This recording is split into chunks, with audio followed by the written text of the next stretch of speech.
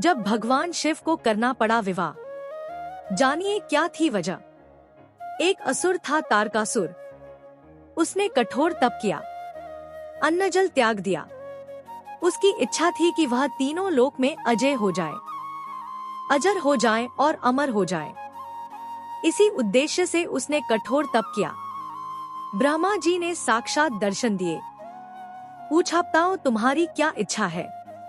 तारकासुर बोला, मुझे आप वरदान ही देना चाहते हैं तो यह दीजिए कि मेरी मृत्यु न हो, मैं अमर हो जाऊं। ब्रह्मा जी बोले, यह संभव नहीं। जो आया है उसका अंत अवश्यंभावी है।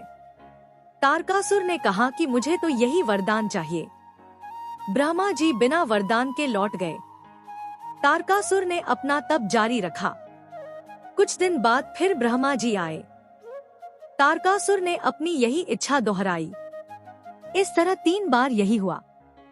तारकासुर ने कुटिलता से विचार किया कि वह ऐसा वरदान मांगे जिससे काम भी हो जाए और उस पर आंच भी न आए। ब्रह्मा जी से उसने कहा कि यदि उसकी मृत्यु हो तो शंकर जी के शुक्र से उत्पन्न पुत्र के माध्यम से ही हो, अन्यथा नहीं। उसने सोचा कि शंकर जी न विवाह करेंगे और न उनके पुत्र होगा तो वह अमर ही हो जाएगा। ब्रह्मा जी तथास्तु कहकर चले गए। वरदान मिलने के बाद तारकासुर ने तीनों लोकों में आतंक मचा दिया। देवता परेशान, इंद्र परेशान। सभी देवता भगवान शंकर के पास पहुँचे।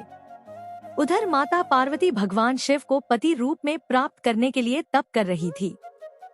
अतः भगवान शंकर ने लोकहित में पार्वती से विवाह किया। उनके पुत्र हुए कार्तिकेय। कार्तिकेय ने तारकासुर का वध किया। तारक कहते हैं नेत्रों को, असुर यानी बुरी प्रवृत्ति।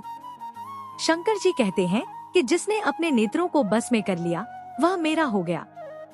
सावन मास शंकर जी को इसलिए प्रिय है क्योंकि इस महीने पार्वती से उनका मिलन हुआ था, तारकासुर का वध हुआ था। शंकर जी कहते हैं कि जो आया है उसको अवश्य जाना है, कोई अमर नहीं है।